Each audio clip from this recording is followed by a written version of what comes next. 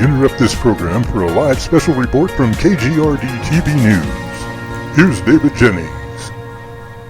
3, 2, 1, go, David. This is David Jennings with KGRD TV News. I'm here at the Old Farnsworth farm where mysterious gunshots were fired just a couple of hours ago. I'm here with Sloan Thatcher, who is the new owner of the farm. Sloan, would you please explain to our viewers just what exactly happened here earlier today? Well, I had come outside to go out to the barn to feed the chickens when I noticed 3 trucks parked across the field over by the edge of the tree line. I thought it was really odd because nobody ever parks out there. And I saw several people roaming around and coming and going in and out of the trees. And just as I was considering calling the police about it, that's when I heard the first shot. And that's the one that shattered my window. Do you have any idea why they might have been shooting this direction? I have no idea at all. I mean, if they're hunters, then they would be going after all the animals who live on the other side of the tree line. There definitely wouldn't be anything on this side for them to shoot at.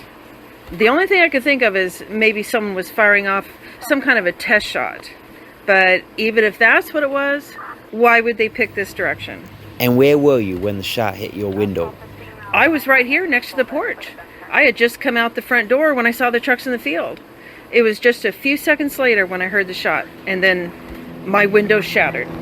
I know this might be a scary thing to think about, but you haven't really been here all that long. You're kind of the new kid on the block here. Do you think there's a chance, even a small one, that maybe somebody is not too happy about you living here? Well, that's always possible, but if they're trying to scare me off the land, they're going to have to try a lot harder than that. Enough said. For KGRD TV, I'm David Jennings.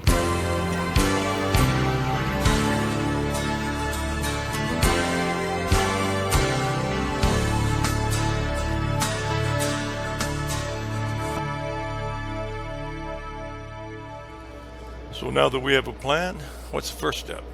Well, first of all, we need to find out what everyone else knows. We need to talk to anyone and everyone who has ever worked on this case. You mentioned a professor and his daughter. Would you care to introduce me? I'd be more than happy to. Professor Daltin, I'd like you to meet Katherine Eleanore Jennings. She's special investigator we've brought in to help with the Jed Cooper case. Miss Jennings, it's a real pleasure. I've heard a lot of good things about you. Well, if it's all good, then you obviously haven't heard everything yet. Well, I'm too much of a positive thinker to dwell on anybody's dark side, especially someone like yourself. Ah, Professor, you're too kind. So tell me, what do you and your daughter know about the Jed Cooper case? Well, we had this skeleton here for a few days, and the only thing we really confirmed was the fact that the bones were green. But that was nothing new.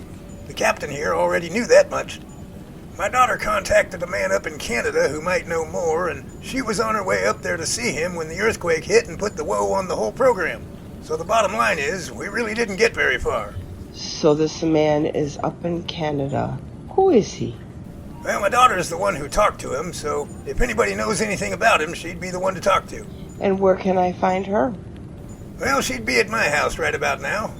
But I'm a little hesitant to let you talk to her because lately, anytime she even so much as sniffs anything to do with this case, she seems to end up in some sort of trouble. She was also traumatized by some stuff that happened during the earthquake, and she ended up in the hospital because of it. She's just starting to get better now, and I would hate to see her mental health backtrack if she had to confront this whole thing all over again. Oh, Professor, I'm so sorry for all of what she has been through. This is just awful.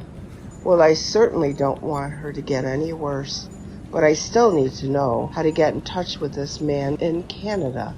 Does she have an email or a phone number I could get a hold of? Yeah, actually, she left me the phone number. I've got it right here in the top drawer. His name is Larry. Unfortunately, that's all she knows about him at the moment. That's good enough for me.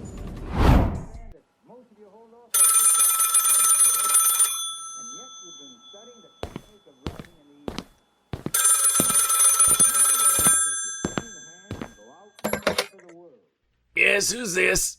Hello, Larry. I'm Eleanore Jennings. I'm looking into the Jed Cooper murder case, and I was told that you might have some useful information about it.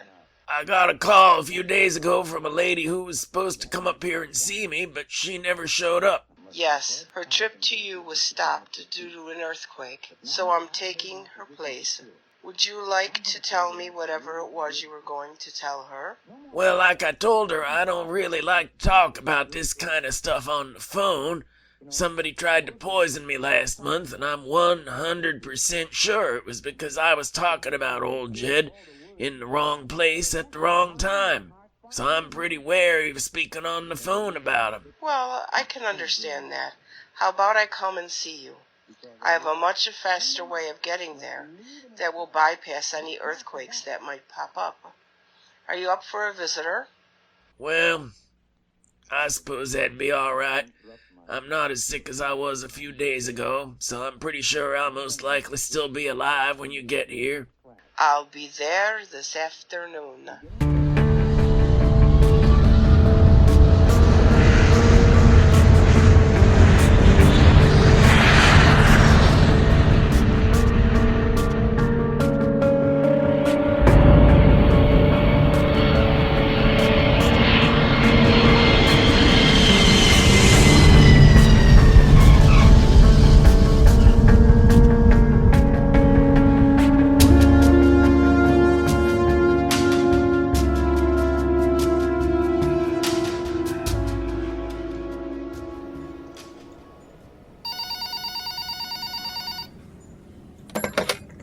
Bigfoot Research Lab, Jonathan Daltin speaking.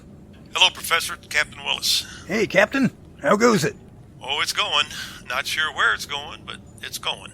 Well, what can I do you for? Hey, did you or your daughter happen to catch the news a few nights back when they talked about the earthquake? No, I missed that one.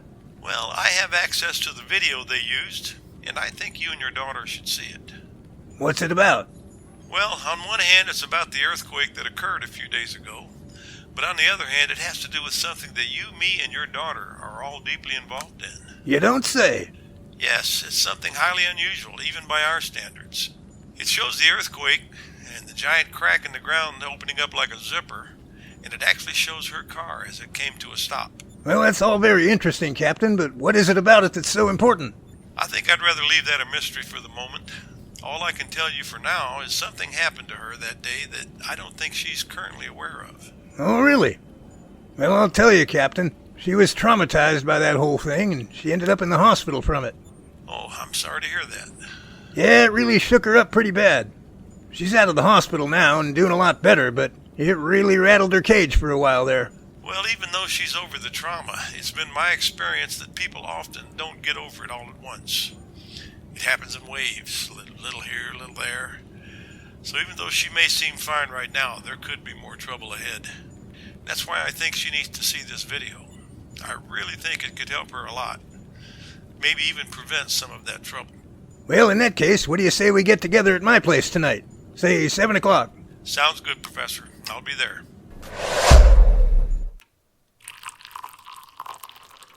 A video of my car in the earthquake? I don't understand. I'm over the trauma now, but if anything, seeing the video of the whole thing might just trigger it to start up again. Believe me, if it was a video of just an earthquake and just your car, then I would say you're probably right. But there's more to it than that. The images on this video have already been seen by a good part of the community. It was aired on one of the local stations not too long ago. But if you didn't see it then, I strongly suggest you see it now. Not only will it free you once and for all of any leftover traces of trauma, but I think it will also show you just how special you really are to a certain group of people. Well, now you've really piqued my curiosity. Okay, let's take a look at it. Okay, here it is. This is the original video from the surveillance camera alongside the freeway, so there's no audio. Everything looks normal at this point. Okay, there's the start of the quake. And there's the zipper effect right there. Now watch this. Emma, here comes your car, right there. Now watch this side of the screen, right over here. What was that? Something awful big just went running across the road in front of my car. But I know I didn't hit anything. That's right, you didn't. Now watch it again in slow motion. Okay, there it is crossing the divider. You're already on the brakes. See the tire smoke coming off? Yeah, I see it. Now watch. It reaches out and grabs your car, slowing it down. This is incredible. What is that thing? Well, I have a theory, but I want to hold on to it just a little longer. Let's back it up and watch one more time. This time, look at the shape and form of it, and I think we'll be able to figure that out. Wow, this is really strange. Okay, there it is again. The top of the sign on the side of the road is about 8 feet in the air, and it looks like the top of whatever this is even with the top of that sign. But look, there are definitely 2 legs and 2 arms. You mean it's a... Emma, this is not something. This is someone. Oh my God! But check this out. You see how the image is kind of like a heat wave, like you can see through it, but not quite? Yeah, I do. From everything I am seeing in this video, it appears to me that you, Emma Daltin, owe your life to a cloaked, invisible Sasquatch. Wow. So let me get this straight. I felt the earth start to shake, and then I saw the huge zipper effect opening up a couple 100 yards in front of me. So I slammed on the brakes, hoping against all hope that I could stop with some reasonable room to spare. And while I was still sliding to a stop, I can't believe I'm actually saying this. A cloaked Sasquatch ran into the middle of the road to save me? But why? Why me? Well, you know as well as I do that they have an ability to sense and detect a person's aura. Now, although this isn't totally proven scientifically, I think there's a strong possibility that they can detect things about a person even when they're driving by in their car. I mean, who knows? For all we know, our aura just might glow all around anything we happen to be inside of. From what I've learned about it, some people's aura hugs their skin, while others extend out about 2 to 3 inches, and then there's others whose aura takes up an entire room. If we had the ability to see into whatever realm the aura is visible in, spirit realm, 4th dimension, whatever you want to call it, I think we'd be quite surprised at what we'd discover in there. Now, like I said, none of this is scientifically proven, so don't hold me to it. But if our auras are visible in and around the vehicles we drive, that means that out of all the people driving on the freeway that day at that particular time, you and you alone were absolutely handpicked and chosen in that moment as the one to be protected. Wow. Just a little overwhelming, huh? Well, it all makes a lot of sense and all that, but I still have to wonder, what is it about my aura that stands out so much to them? I mean, I'm just a simple California girl who just happens to love the Sasquatch people, but I really don't think I'd... Uh-huh. The light just went on, didn't it? You mean, that's it? He saved me because I love them? Why not? But that's so simple. Maybe so, but there's not a better reason in the world.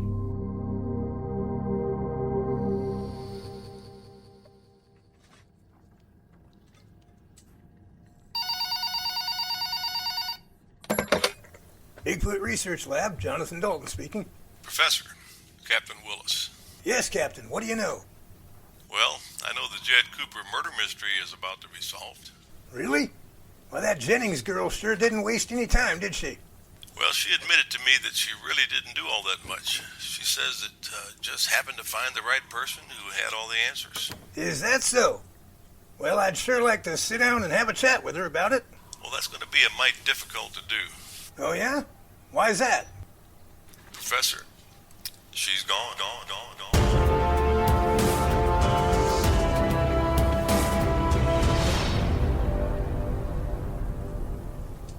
Gone? What do you mean, gone? Just that. She's gone. G-O-N-E. Gone. Well, did she say anything before she left? Well, not directly, but I found a package on my doorstep this morning. Yeah? What was in it? As usual, it might be better for me to reveal it to you in person rather than on the phone. You know, Captain, you're the second person in the last 24 hours who hasn't wanted to talk to me about something important on the phone. I'm about ready to just throw this old phone in the dumpster and just let everybody come knocking on my door instead. And you know as well as I do that there's always the possibility of a few extra ears listening in from time to time, so if it's all the same to you, I'd rather talk in person. Alrighty, then come on over. So what was it she left you? It's all right here. A cassette recorder, a cassette tape, a book, and a note.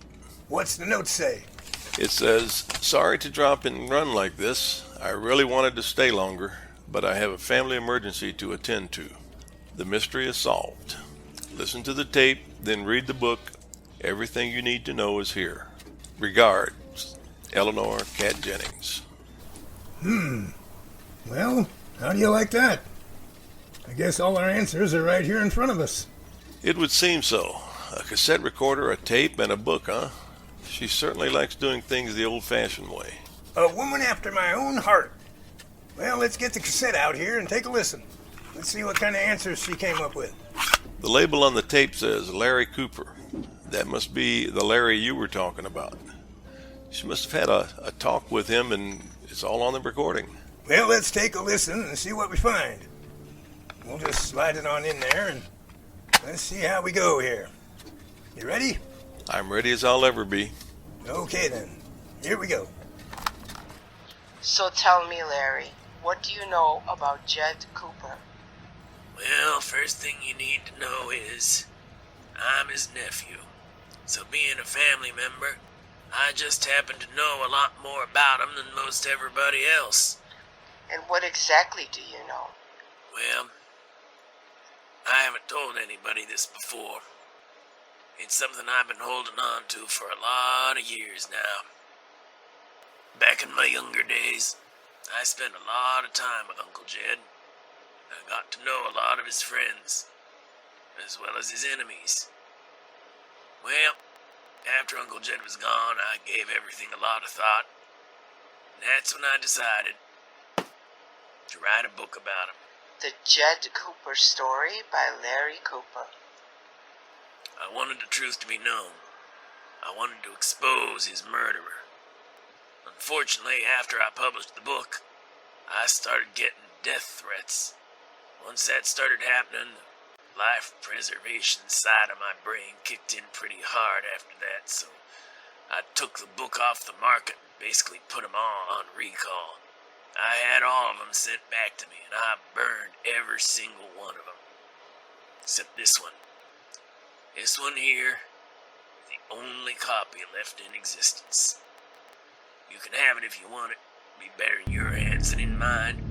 It's caused me nothing but trouble ever since I first laid eyes on it. It has everything you'd ever want to know about Uncle Jed. What he did, where he went, who he knew, what he saw, how he died. It's all there, in detail.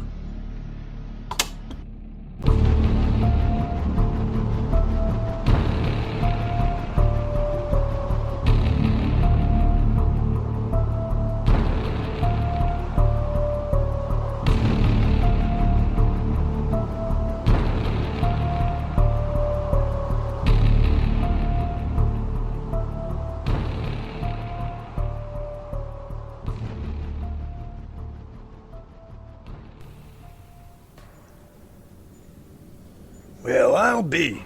What do you know about that? He basically wrote Jed Cooper's life story. He even said he tells how he died. If this book has everything he says it does, it's going to take care of everything we need to know and then some. So the question is, which one of us gets to read the book first?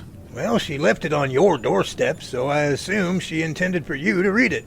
You can either fill me in later, or I'll just read it myself when you're finished with it. Hey, how about if we take turns? I'll read as much as I can today, then I'll drop it by here in the morning, and you can read as far as you can for the day. Then I'll pick it up from you the next day and read some more, and so on and so on. Now that sounds like a Jim Dandy idea, Captain. We'll do it. And we can even use 2 different colored bookmarks to keep track of where both of us leave off each day. Sounds like a plan.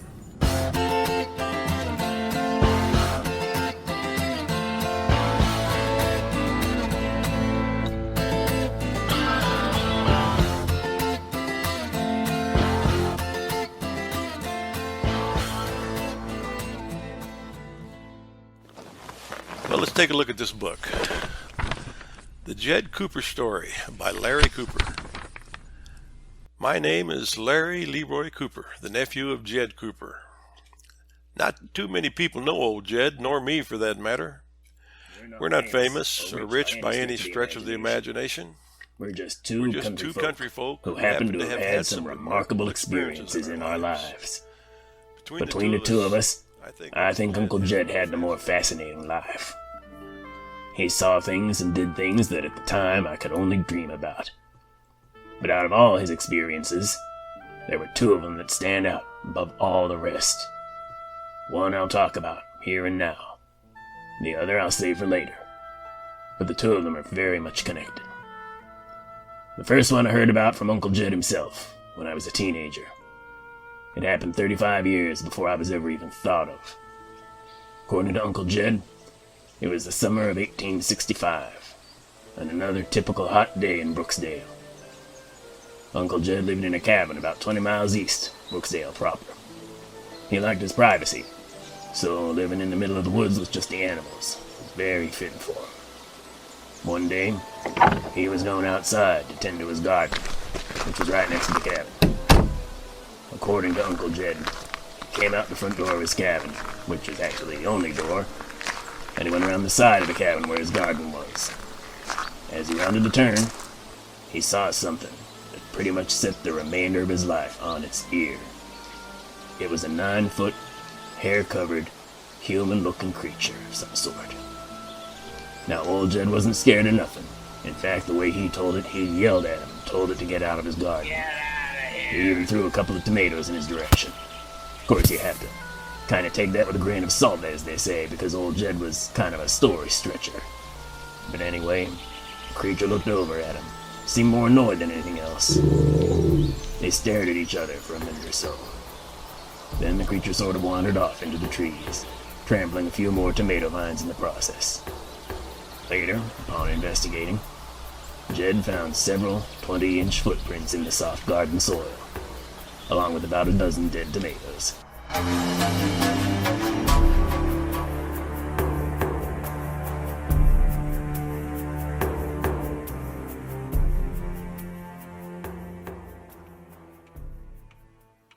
Well, now that all the work is done, it's time to spend some more time with old Jed and Larry Cooper. If the first part of this book was any indication, it's going to be a real thriller. It's the kind of book you just can't put down. The amazing thing about it is, it all really happened. I left off just a few pages in here. Let's see. Here we go. Chapter 2. Uncle Jed didn't breathe a word to anybody about his sighting. Not to friends, not to family, and even as I was growing up, not even me. As I said just a bit ago, it all happened some 35 years before I was even born.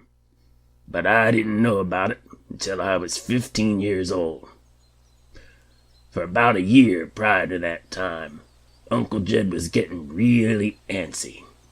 From time to time, we would find the same huge footprints in the garden and around the cabin. Uncle Jed, there they are again. But any time I tried to bring it up and talk to him about them, he'd just brush it off and change the subject. Never mind that. We got a fence to fix. After about the third time of this happening, although the footprints continued, I just gave up and didn't even try to ask him anymore. After a while, seeing footprints in and around the garden became such a normal thing we didn't even bother looking at them.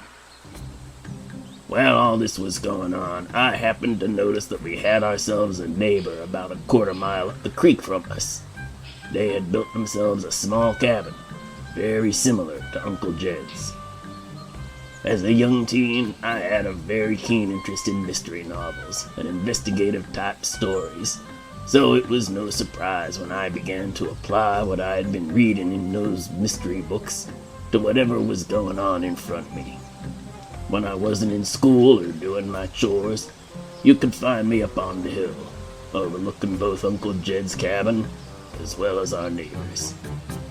I would sit up there, watching them, coming and going, pretend I was a secret spy, watching every move they made. They're up to something, I know it. Of course, since there were no actual mysteries going on, or crimes being committed, I had to invent them out of my own imagination in order to keep it entertaining. They look like bank robbers. One of the best ones was when they would gather all the cow manure and place it in a huge compost pile about 100 feet from their cabin. And that gold must be worth a fortune. That's where stolen treasures were hidden and ill-gotten money from multiple bank robberies. What better place to hide it all than in an enormous pile of cow dung? I entertained myself for hours with my own imagination, all from the top of that hill. I have to tell headquarters right away. After a while, watching everything from the same location got to be a little boring. So I began to get a little more brave and bold by sneaking in a little closer to the neighbor's property. A closer view gave me access to more detail, which translated into better stories. But little did I know, very soon, what began as fictional crimes, imaginary mysteries, would be transformed into something very real and very deadly.